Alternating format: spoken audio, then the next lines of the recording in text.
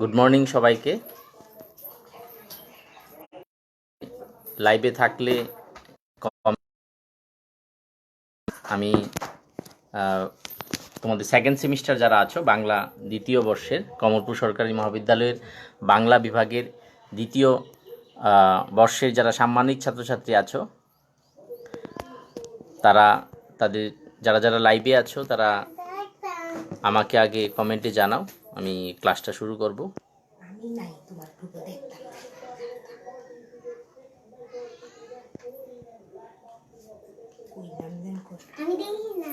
কারা কারা আছো জানাও। 10:30 বেজে গেছে, 10:30 বেজে গেছে।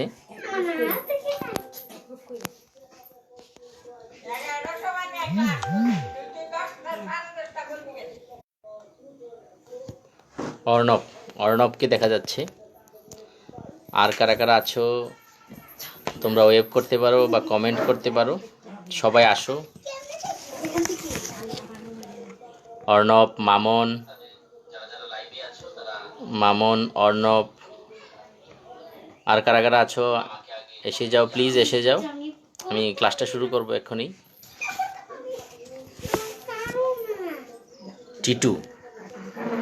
টিটু আছে, অর্ণব, মামন।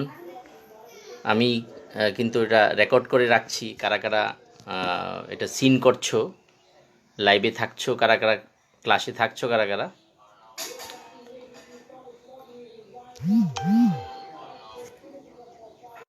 তোমরা লাইভে থাকবে। আমি ভিডিওটা প্রথম শুরু করছি, তো একটু পরীক্ষামূলকভাবেও একটু দেখতে চাচ্ছি ব্যাপারটা।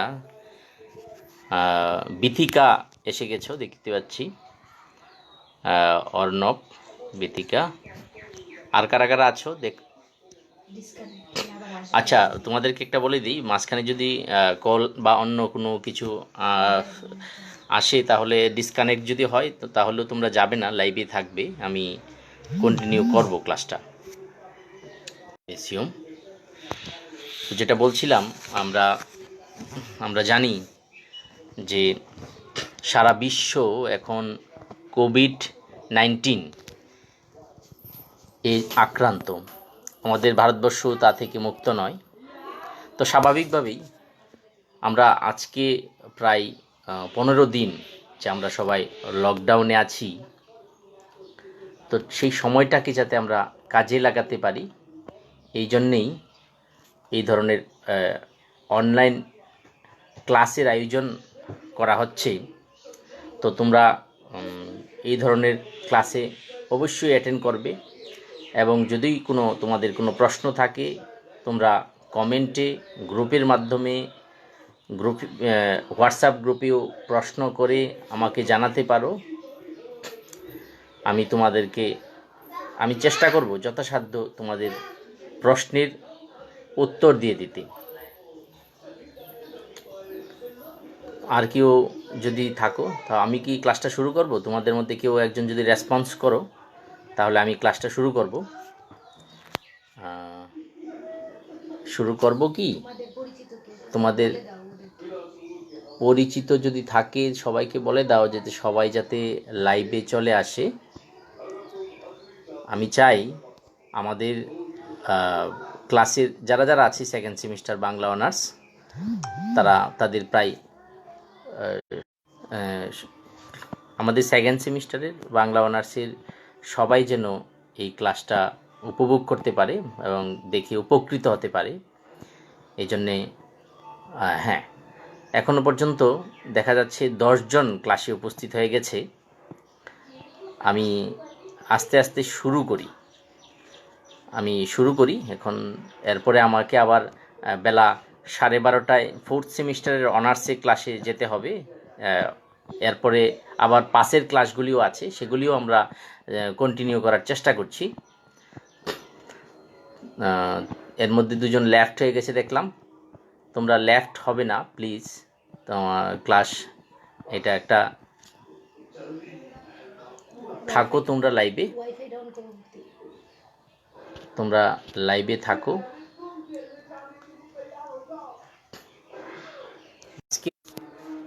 হ্যাঁ, আজকে আমরা যে টপিক আলোচনা করব ক্লাসে, সেটা হচ্ছে তোমাদের এটা ফার্স্ট ইউনিটে সম্ভবত আছে। এটা মাইকেল মধুসূদন দত্ত, বাংলা আখ্যান কাব্য ও মহাকাব্য রচয়িতা মাইকেল মধুসূদন দত্ত। আমার কাছে একটা ব্ল্যাকবোর্ড ওয়ার্কের জন্য যতটুকু দরকার ততটুকু আমি একটা রাফ একটা নোটস নয় ঠিক, আসলে যেগুলি শুধু মুখে বললে চলবে না, যেগুলিকে একটা ব্ল্যাকবোর্ডে লেখা দরকার, আমাদের বানান বা আরও আনুষঙ্গিক যে ব্যাপারগুলি আছে, সেই জন্যে আমি একটা ব্ল্যাকবোর্ড ওয়ার্ক করেছি। তোমাদেরকে আমি এটা পরে গ্রুপে, তোমাদের যে হোয়াটসঅ্যাপ গ্রুপে আছে সেই গ্রুপে আমি এটা দিয়ে দেব। তো তোমাদের এই টপিকটা সম্বন্ধে আরও ধারণা জন্মে যাবে।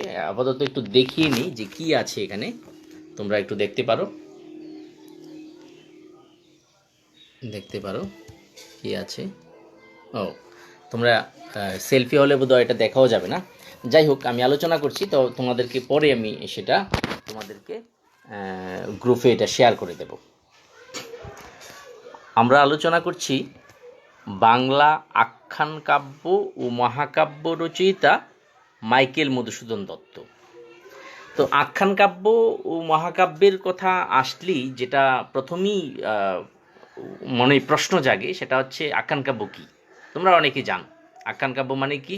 আখ্যান মানে একটা কাহিনী, মানে যে কাব্যে কাহিনী আছে সেটাকে আখ্যান কাব্য বলা হয়। আর মহাকাব্য কোনগুলি? মহাকাব্য কিন্তু আখ্যান কাব্যের একটা অন্তর্ভুক্ত একটা শ্রেণী। মহাকাব্য আমরা কাকে বলি?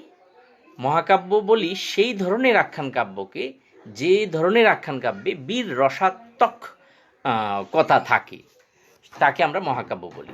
যাই হোক, এই আখ্যান কাব্য মহাকাব্য কাকে বলে এটা তার ক্লাস নয়, তবুও সেই আখ্যান কাব্য ও মহাকাব্যের এই যে একটা আধুনিক বাংলা সাহিত্যে মহাকাব্যের একটা নবযুগ শুরু হয়েছিল, সেটা কখন শুরু হয়েছিল সেটা আমাদের জানা দরকার। আমরা দেখব যে ঊনবিংশ শতাব্দীর মধ্যভাগে, বিশেষ করে ঈশ্বরগুপ্ত মারা গিয়েছিলেন 1859 খ্রিস্টাব্দে, এই সময়কালটা থেকে একটা বাংলা কাব্য ধারায় একটা নবযুগ আসছিল। মহাকাব্যের রচনায় অনেকেই এগিয়ে এসেছিলেন। কবে থেকে? ঊনবিংশ শতাব্দীর মধ্যভাগ থেকে। কারা কারা আধুনিক বাংলা আখ্যান কাব্য ও মহাকাব্য ধারায় মানে তার লেখনী ধারণ করেছিলেন? তাদের মধ্যে উল্লেখযোগ্য কবিরা হলেন রঙ্গলাল বন্দ্যোপাধ্যায়। আমরা নাম শুনেছি রঙ্গলাল বন্দ্যোপাধ্যায়ের নাম, যিনি তার শ্রেষ্ঠ গ্রন্থের নাম হচ্ছে পদ্মিনী উপাখ্যান। আছেন মাইকেল মধুসূদন দত্ত, হেমচন্দ্র বন্দ্যোপাধ্যায়, নবীনচন্দ্র সেন প্রমুখ। তারা উল্লেখযোগ্য কবি। কারা কারা? রঙ্গলাল বন্দ্যোপাধ্যায়, মাইকেল মধুসূদন দত্ত, হেমচন্দ্র বন্দ্যোপাধ্যায়, নবীনচন্দ্র সেন প্রমুখরা। আমাদের আজকের আলোচ্য বিষয় মধুসূদন দত্ত, মাইকেল মধুসূদন দত্ত।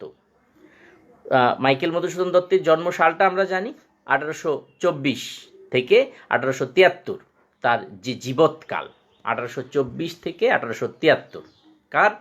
কার জীবৎকাল? মাইকেল মধুসূদন দত্তের। আমরা আজকে পড়ব মাইকেল মধুসূদন দত্ত বাংলা আখ্যান কাব্য ও মহাকাব্য রচনায় কতদূর কৃতিত্ব রেখেছেন, তার কৃতিত্ব সমূহ। আমরা প্রথমেই যে মাইকেল মধুসূদন দত্ত কিন্তু প্রথম দিকে বাংলা জানতেন না। বাংলা সাহিত্য জগতে তিনি হঠাৎ করেই এসেছেন। তিনি প্রথম ইংরেজিতে রচনা শুরু করেছিলেন, তারপরে তিনি বাংলা রচনায় হাত দিয়েছিলেন। তিনি তার যে আখ্যান কাব্য বা মহাকাব্য ধরনের যে রচনা গ্রন্থগুলি, সেই গ্রন্থগুলি কি কি এটা আমাদের জানা দরকার। যে মধুসূদনের কোন আখ্যান কাব্য ও মহাকাব্য রচনা করেছেন, কি মহাকাব্য ও আখ্যান কাব্য রচনা করেছেন তিনি, তার প্রথম কাব্য কোনটি, তার প্রথম কাব্য 1860 খ্রিস্টাব্দে লেখা, 1860 1860 তিলোত্তমা সম্ভব কাব্য। তিলোত্তমা সম্ভব কাব্য, এটা তার প্রথম কাব্য, এবং প্রথম কাব্যটাতে তিনি নতুন ছন্দ ব্যবহার করেছেন। তিনি অমিত্রাক্ষর ছন্দে কাব্যটি রচনা করেছেন। আমি আগে তার রচনাগুলি বলিনি, তার তিনি কি কোন কোন আখ্যান কাব্য মহাকাব্য রচনা করেছেন। তার প্রথম কাব্যের নাম কি বললাম? তিলোত্তমা সম্ভব কাব্য। তার দ্বিতীয় কাব্য, যেটা জন্যে তিনি বিখ্যাত হয়েছেন, সবগুলি জন্যই তিনি বিখ্যাত হয়েছেন, তবে এই এক বাক্যে আমরা এই মেঘনাদবধ কাব্যের কথা আমরা সবাই জানি। মেঘনাদবধ কাব্য 1861 খ্রিস্টাব্দে প্রকাশিত হয়েছে, তার দ্বিতীয় রচনা। প্রথম রচনাটার কথা কি বললাম? প্রথম রচনা কোনটি? তিলোত্তমা সম্ভব। তিলোত্তমা সম্ভব। দ্বিতীয়টি হচ্ছে মেঘনাদবধ কাব্য। 3 নম্বর কাব্য হিসাবে উল্লেখ করতে হয় ব্রজাঙ্গনা কাব্য। এটাও 1861 খ্রিস্টাব্দে লেখা। 1861 খ্রিস্টাব্দে দুটো কাব্যগ্রন্থ প্রকাশিত হয়েছে মধুসূদনের।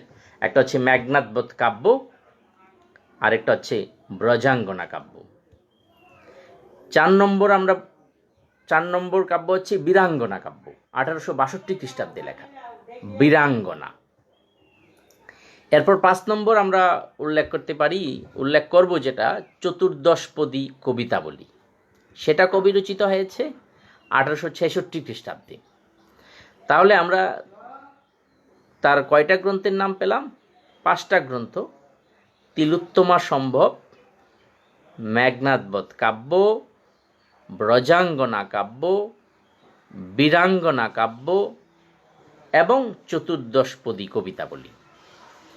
এছাড়াও তিনি হেক্টর বধ এবং 2-1টি কবিতা রচনা করেছেন। যাই হোক, এগুলি তার উল্লেখযোগ্য রচনা। তো আমরা একে একে এখন আমরা তার প্রত্যেকটি রচনা সম্পর্কে কিছুটা আলোকপাত করার চেষ্টা করব। তোমরা ডিটেলস এইটা পেয়ে যাবে, তোমাদের কাছে সবার কাছে এই বইটা আছে আমি জানি। এই যে বইটা ডক্টর রশিদ কুমার বন্দ্যোপাধ্যায় বাংলা সাহিত্যের সম্পূর্ণ ইতিবৃত্ত, এই গ্রন্থটার মধ্যে তোমরা বাংলা আখ্যান কাব্য ও মহাকাব্য রচয়িতা মাইকেল মধুসূদন দত্ত সম্পর্কে বিস্তারিত আলোচনা পেয়ে যাবে। তো বিস্তারিত আলোচনা তোমরা পেয়ে যাবে।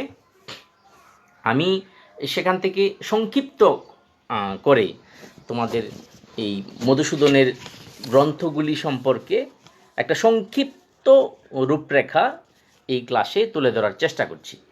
তার প্রথম কাব্যর নাম কি বললাম? প্রথম কাব্য তিলোত্তমা সম্ভব কাব্য। তিলোত্তমা সম্ভব কাব্যটা তিনি সংস্কৃত পুরাণ থেকে কাহিনী নিয়ে লিখেছিলেন। আমরা মহাভারতের কথা জানি, ব্রহ্মবিবর্ত পুরাণ সেটাও জানি। এই সংস্কৃত পুরাণের সুন্দ উপসুন্দ নামে 2জন দৈত্য আছে। সুন্দ, একজনের নাম সুন্দ, আরেকজনের নাম উপসুন্দ। তারা 2 ভাই। এই 2 ভাই একটা সময় মানে স্বর্গে আক্রমণ করেছিল। তাদের অত্যাচারে দেবতারা অতিষ্ঠ হয়ে উঠেছিল। তো তাদেরকে মানে ধ্বংস করার জন্যে, তাদেরকে বিনাশ করার জন্যে তিলোত্তমা কি করেছিলেন? অপ্সরা মানে সুন্দরী সেজে তাদের 2 ভাইয়ের সামনে এসে হাজির হয়েছিলেন। তিলোত্তমা কি করেছিলেন? অপ্সরা সেজে তাদের 2 ভাইয়ের সামনে এসেছিলেন। তারপর তারা 2 ভাই কি হয়েছে? 2 ভাই একজন এই তিলোত্তমাকে দেখে দুজনেই বলছে আমি বিয়ে করব, ও বলছে আমি বিয়ে করব। যাই হোক, তাদের মধ্যে তারপর 2 ভাইয়ের মধ্যে মানে সুন্দ এবং উপসুন্দ যে 2 ভাই দৈত্য, তাদের মধ্যে দ্বন্দ্ব সৃষ্টি হয়। তারপর তারা নিজেরাই দুজনকে যুদ্ধে মারা যায় তারা। এই যে সংস্কৃত পুরাণের সুন্দ উপসুন্দ দৈত্য ব্রাতাদের বধের জন্য তিলোত্তমা অপ্সরা সৃষ্টির কাহিনী অবলম্বনে মাইকেল মধুসূদন দত্ত তার প্রথম কাব্য তিলোত্তমা সম্ভব কাব্য রচনা করেন। কোন ছন্দে? অমিত্রাক্ষর ছন্দে। যদিও অমিত্রাক্ষর ছন্দের সার্থক প্রয়োগ এ কাব্যে দেখা যায় না। অমিত্রাক্ষর ছন্দের সার্থক প্রয়োগ আমরা দেখি তার দ্বিতীয় কাব্য মেঘনাদ বধ কাব্যে 1861 খ্রিস্টাব্দে যেটা লেখা হয়েছে, সেটার মধ্যে আমরা দেখব যে অমিত্রাক্ষর ছন্দের সার্থক প্রয়োগ। মেঘনাদ বধ কাব্য সম্পর্কে বিস্তারিত আমাদের পরবর্তীকালে তোমরা যখন বড় ক্লাসে পড়বে মেঘনাদ বধ কাব্য সম্পর্কে তোমাদের ডিটেলস পড়তে হবে, মানে পুরো মেঘনাদ বধ কাব্যটাই তোমাদের পাঠ্য থাকবে পরবর্তীকালে। যাই হোক, মেঘনাদ বধ কাব্যটার মধ্যে মোট 9টি স্বর্গ আমরা দেখব, যে 9টি স্বর্গে মধুসূদন মেঘনাদ বধ কাব্য রচনা করেছেন। কাহিনী কোথা থেকে নিয়েছেন? রামায়ণ থেকে। রামায়ণের, এবং আমরা জানি রামায়ণের একটা বিস্তৃত কাহিনী, বিশাল কাহিনী রামায়ণের যে ঘটনা, সেখান থেকে মাত্র 3 দিন 2 রাত্রির ঘটনাকে তিনি বেছে নিয়েছেন মেঘনাদ বধ কাব্য রচনায়। তার কালটা কি, পরিধি কালটা কি? মাত্র 3 দিন 2 রাত্র, মানে 3 দিন 2 রাত্রের ঘটনাকে নিয়ে তিনি 9টি স্বর্গে রচিত মেঘনাদ বধ কাব্য লিখেছেন। কি আছে সেখানে? আমরা প্রথমেই দেখব যে কাব্যের প্রথমেই আছে বীরবাহুর মায়ের নাম চিত্রাঙ্গদা। বীরবাহু হচ্ছে রাবণের সন্তান, তার মা হচ্ছে চিত্রাঙ্গদা। তো বীরবাহুর নিধন সংবাদ থেকে শুরু হয়েছে কাব্যটা, বীরবাহুর নিধন সংবাদ থেকে শুরু হয়েছে। তারপরে রাবণের অন্যতম মেনে রাবণের শ্রেষ্ঠ পুত্র মেঘনাদ, এই গ্রন্থটার নামই মেঘনাদ বধ কাব্য। প্রথমেই শুরু হয়েছে বীরবাহুর যুদ্ধক্ষেত্রে বীরবাহুর নিধন সংবাদ এসেছে, সেখান থেকে শুরু হয়েছে। তারপর মেঘনাদের হত্যা এবং প্রমীলার স্বামীর চিতারোহণ। প্রমীলা আমরা কে চিনি, প্রমীলা হচ্ছে কে? মেঘনাদের স্ত্রী, বীরাঙ্গনা রমণী প্রমীলার কি করেছে কাব্যের শেষে আমরা দেখব যে প্রমীলা তার স্বামীর, মানে মেঘনাদ অর্থাৎ ইন্দ্রজিৎ যে মারা গেছে তার স্বামীর সঙ্গে তিনি চিতারোহণ করেছেন। এই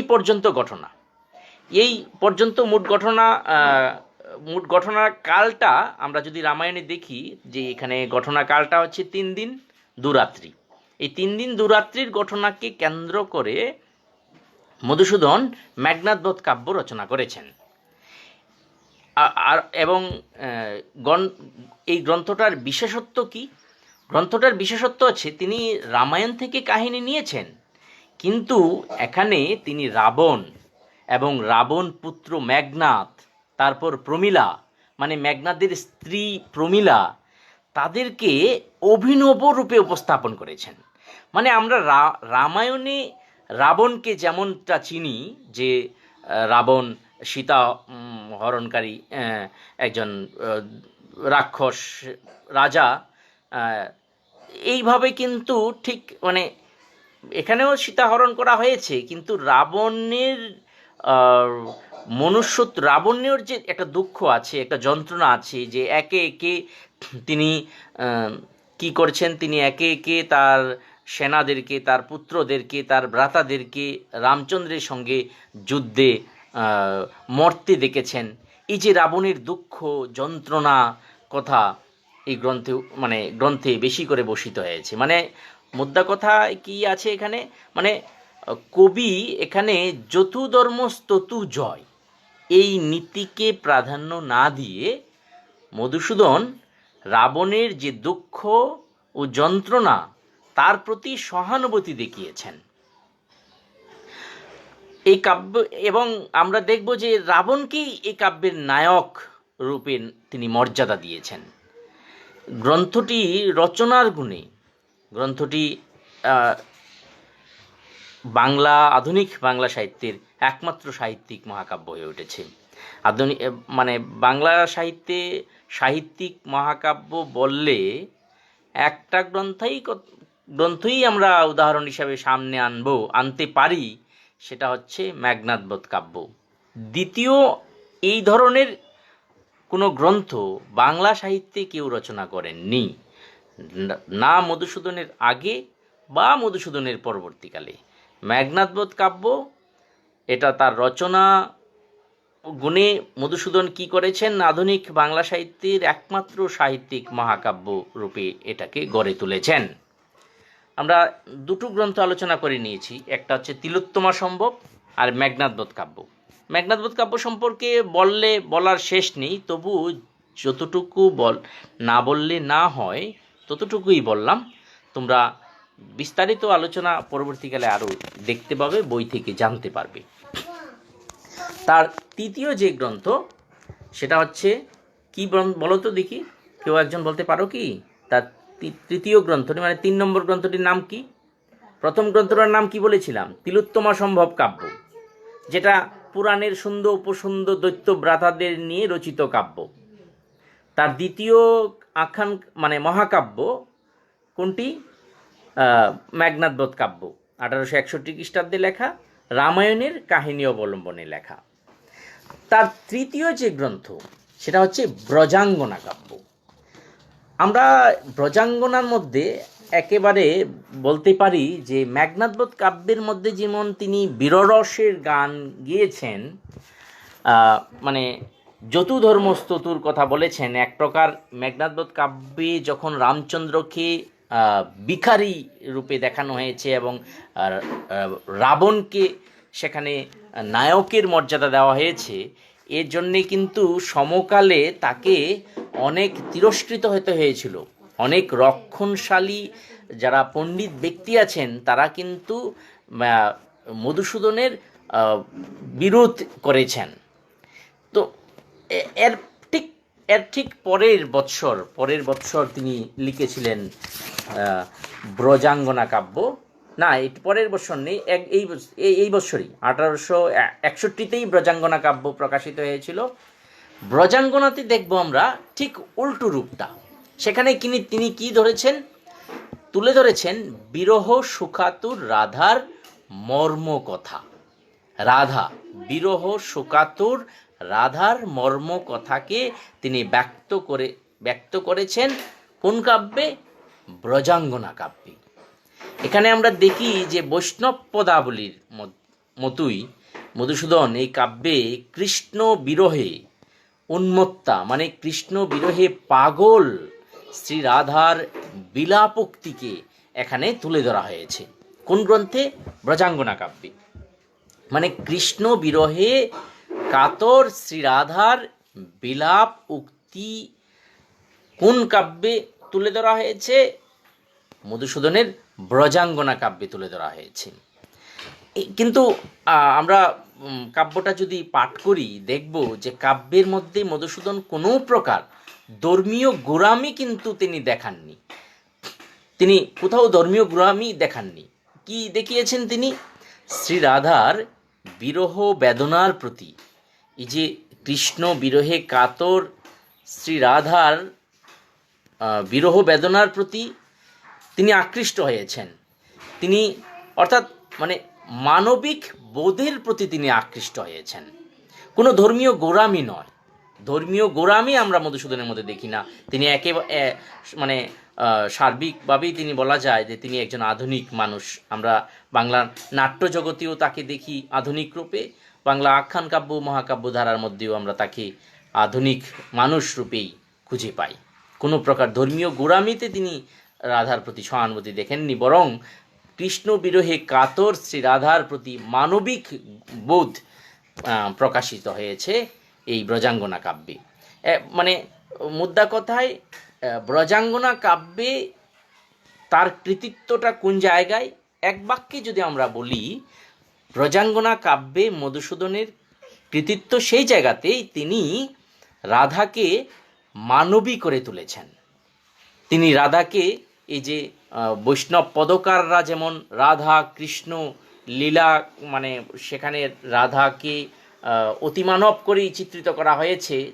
অতিমানব কেন, রাধা তো আমরা জানি যে তিনি হচ্ছেন লক্ষ্মী, নারায়ণ লক্ষ্মী, শ্রীকৃষ্ণ হচ্ছেন নারায়ণ। কিন্তু ব্রজাঙ্গনা কাব্যে কৃষ্ণ বিরহে কাতর শ্রীরাধার বিলাপোক্তিকে প্রাধান্য দেওয়া হলেও রাধাকে মধুসূদন মানবী করে তুলেছেন। এখানেই মধুসূদনের কৃতিত্ব। তাহলে আমরা 3টা গ্রন্থ এখনো পর্যন্ত আলোচনা করেছি। মধুসূদনের প্রথম গ্রন্থ কিনা বললাম তিলোত্তমা সম্ভব কাব্য। দ্বিতীয় গ্রন্থ কি মেঘনাদবধ কাব্য। তৃতীয় গ্রন্থ ব্রজাঙ্গনা কাব্য। চতুর্থ যে গ্রন্থটির কথা উল্লেখ করব আমরা, সেটি হচ্ছে বীরাঙ্গনা, 1862 খ্রিস্টাব্দে লেখা বীরাঙ্গনা কাব্য। এটাও একটা ব্যতিক্রমধর্মী রচনা। মধুসূদনের প্রতিভা যে কত বিচিত্রধর্মী ছিল, এই মানে তার প্রত্যেকটি কাব্যে তিনি তার প্রতিভার বৈচিত্র্যকে তুলে ধরেছেন। বীরাঙ্গনা কাব্য একটা পত্রকাব্য। এটা তিনি রচনা করেছেন রোমান কবি পাবলিয়াস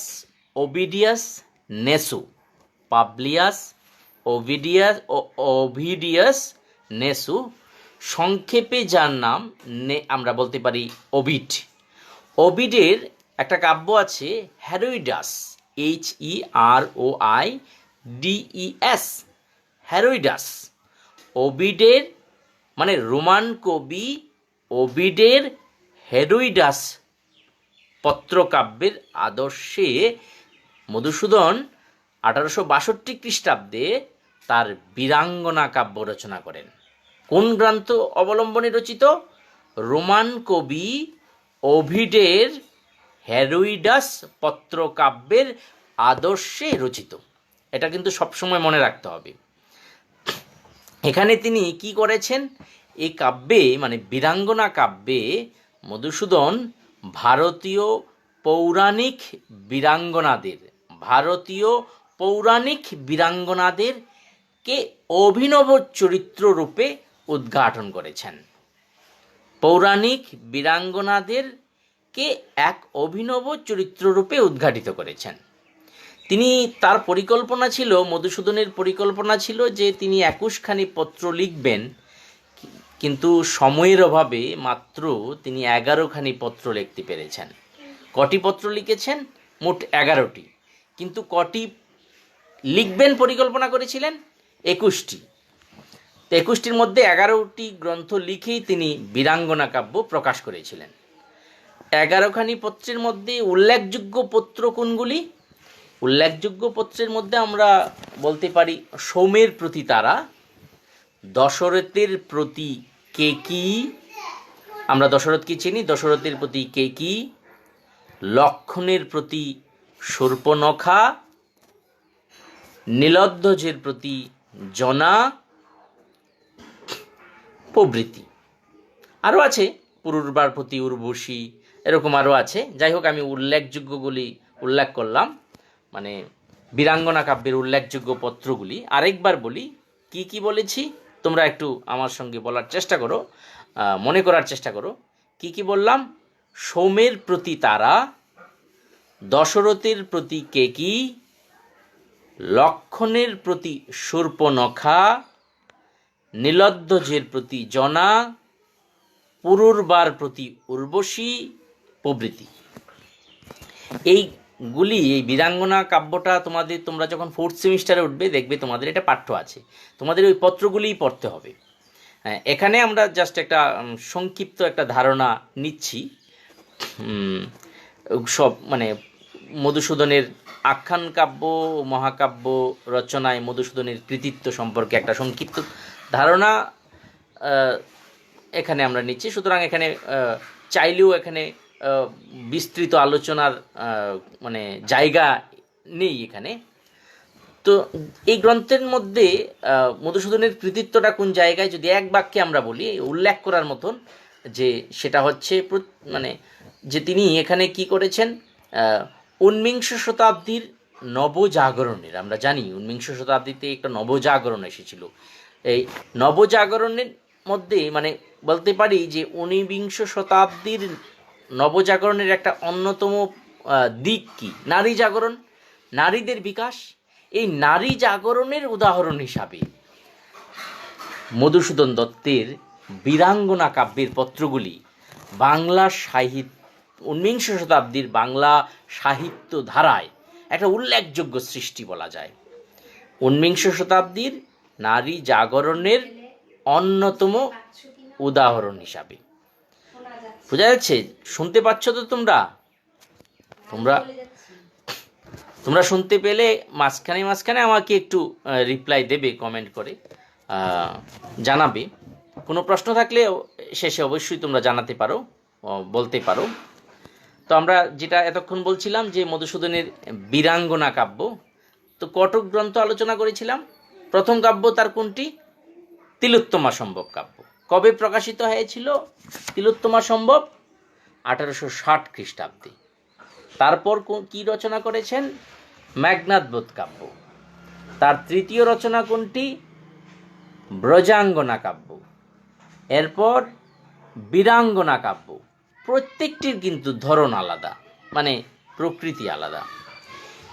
এরপর আমরা মধুসূদনের শেষ যে কাব্য, মানে বলা যায় শেষ কাব্য এই অর্থে মানে তার সম্পূর্ণ রচনা হচ্ছে তার আরেকটা মানে এটাও একটা ব্যতিক্রমধর্মী রচনা, সেটা হচ্ছে চতুর্দশপদী কবিতাবলী। চতুর্দশপদী কবিতাবলী। চতুর্দশপদী কবিতাবলী এটা প্রকাশিত হয়েছে 1866 খ্রিস্টাব্দে। চতুর্দশ মানে কি? 14টি লাইন, 14টি পংক্তি নিয়ে রচিত কবিতা হচ্ছে চতুর্দশপদী কবিতাবলী। মানে ইংরেজিতে যেগুলিকে বলা হয় সনেট। যখন সাহিত্যের উপরীতি পড়ব তখন আমরা দেখব যে সনেট কাকে বলে। সনেট মানে একটা সনেটের সৃষ্টি হয়েছিল আসলে ইতালিতে। ইতালীয় কবি প্যাট্রার্ক সনেট রচনা করেছিলেন। পরবর্তীকালে ইংরেজ কবি শেক্সপিয়ারও সনেট রচনা করেছিলেন। তো মধুসূদন বাংলা সাহিত্যে চতুর্দশপদী কবিতা রচনা করেন সনেটের আদর্শে। এই ইতালীয় কবি কোন কোন কবিকে তিনি অনুসরণ করেছেন? ইতালীয় কবি প্যাট্রার্কা ও ইংরেজ কবি শেক্সপিয়র, এই দুজনকে তিনি অনুসরণ করেছেন চতুর্দশপদী কবিতাবলী রচনায়। কি কি নাম বললাম? মধুসূদন চতুর্দশপদী কবিতাবলী রচনায় কাদেরকে অনুসরণ করেছেন? ইতালীয় কবি প্যাট্রার্কা আর শেক্সপিয়র। প্যাট্রার্কা ও শেক্সপিয়রের সনেটের আদর্শে মধুসূদন চতুর্দশপদী কবিতাবলী রচনা করেন। কবিতাগুলির মধ্যে আমরা দেখব যে কবির যে গীতিরসিক্ত মন, রসসিক্ত মন, সেটার যথার্থ স্বরূপ এই কবিতাগুলির মধ্যে ফুটে উঠতে আমরা দেখতে পাই। কি দেখতে পাই? কবিতাগুলির মধ্যে মানে চতুর্দশপদী কবিতাগুলির মধ্যে কবি মধুসূদনের গীতিরসসিক্ত মনের যথার্থ স্বরূপকে ফুটে উঠতে দেখা যায়। এই হচ্ছে মধুসূদনের কয়েকটি গ্রন্থ এবং গ্রন্থ সম্পর্কে সংক্ষিপ্ত আলোচনা। আমরা কি কি গ্রন্থ নিয়ে আলোচনা করলাম?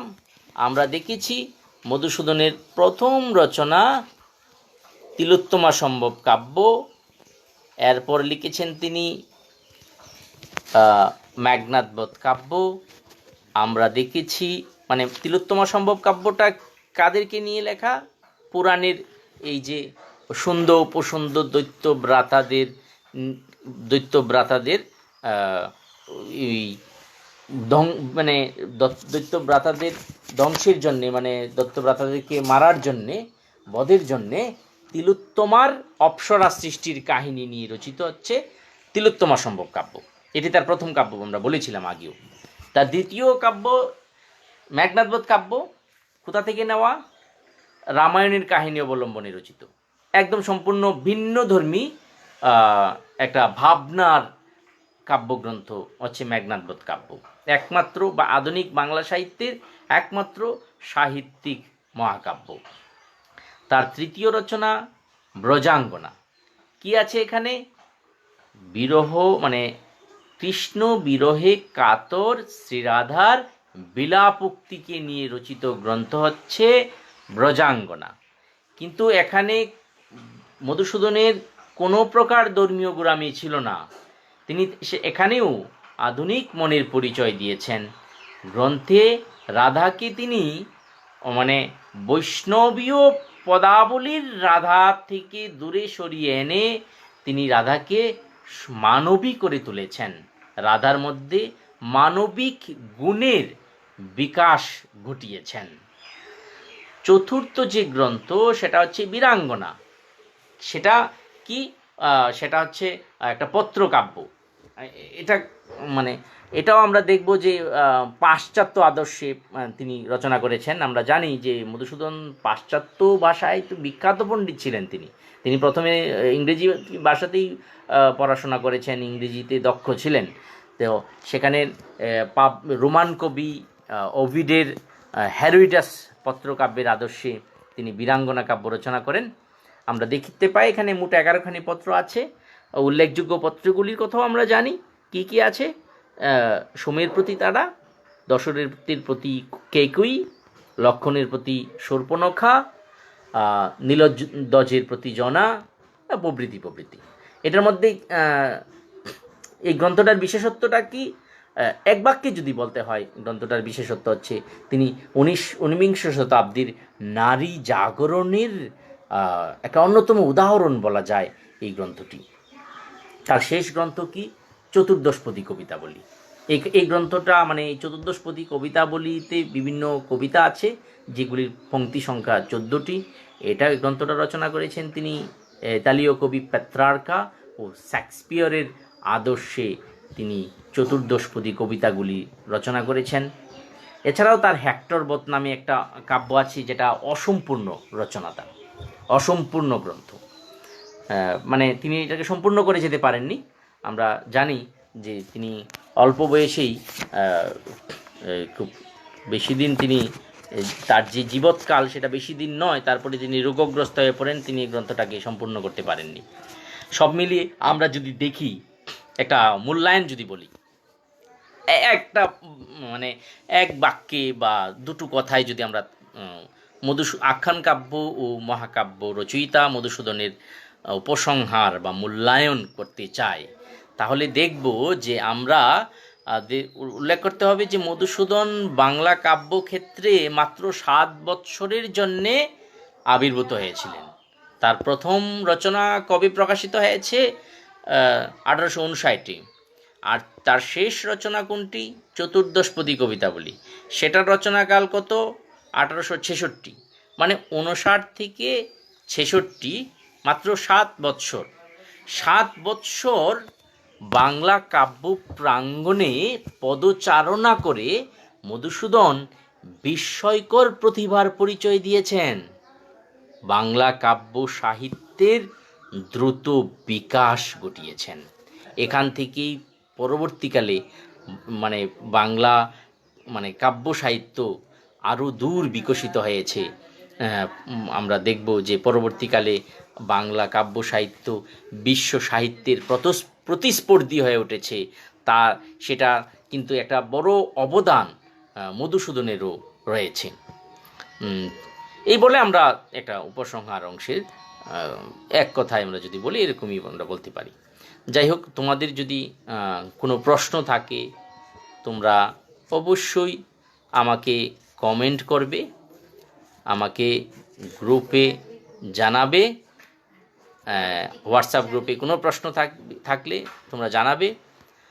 আর আমি মানে আমি প্রার্থনা করব যাতে আমাদের দিনগুলি আমরা যাতে সবাই সুস্থ থাকি, সবল থাকি।